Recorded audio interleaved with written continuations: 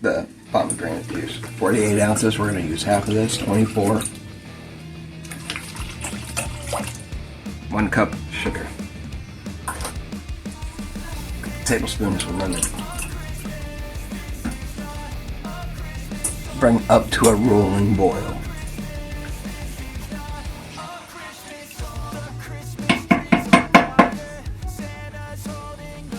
Now that we're at a rolling boil, we're going to put this on a back burner, turn the heat down, basically, to a real low simmer, okay?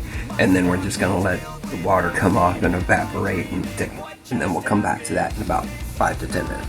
Put the pomegranate juice in a cup and we're going to put that in the refrigerator. After cooling off, you can see how thick it gets, see it sticking to the sides. Then you can pour it over the steak or ice cream. Right over ice cream.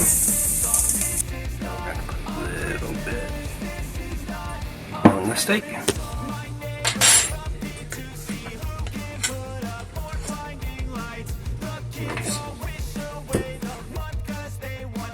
See that sauce on there.